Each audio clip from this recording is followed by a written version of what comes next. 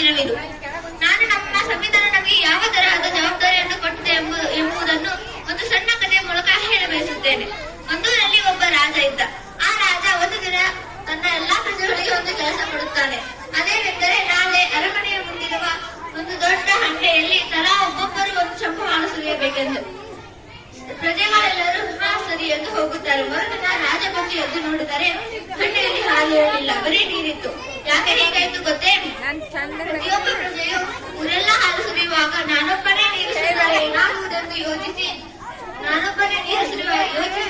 ಜವಾಬ್ದಾರಿಯಿಂದ ನುಣುಚಿಕೊಂಡಿರುವುದರಿಂದ ಹೀಗಾಯಿತು.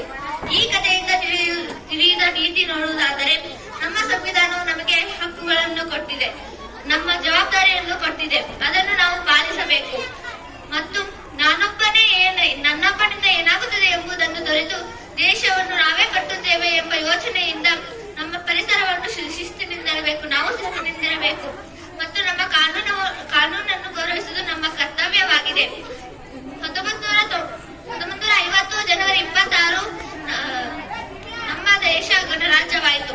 1947 ಜನವರಿ 1947 ಆಗಸ್ಟ್ 15 ನಮ್ಮ ಭಾರತವು ಸ್ವತಂತ್ರಗೊಂಡಾಗ ನಮ್ಮ ಭಾರತವನ್ನು ಹೇಗೆ ಮುನ್ನಡೆಸಬೇಕೆಂಬ ಯೋಚನೆ ಯಾರಿಗೂ ಇರಲಿಲ್ಲ.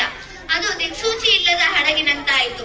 ಆಗ ನಮ್ಮ ರಾಷ್ಟ್ರ ನಾಯಕರು ಸಂವಿಧಾನವನ್ನು ಸ್ಥಾಪಿಸಿದರು ಮತ್ತು 1946 ಡಿಸೆಂಬರ್ 11ರಂದು ಇದರ ಅಧ್ಯಕ್ಷರನ್ನಾಗಿ ಡಾಕ್ಟರ್ BR ಅಂಬೇಡ್ಕರ್ ಅವರನ್ನು ಆಯ್ಕೆ ಮಾಡಲಾಯಿತು.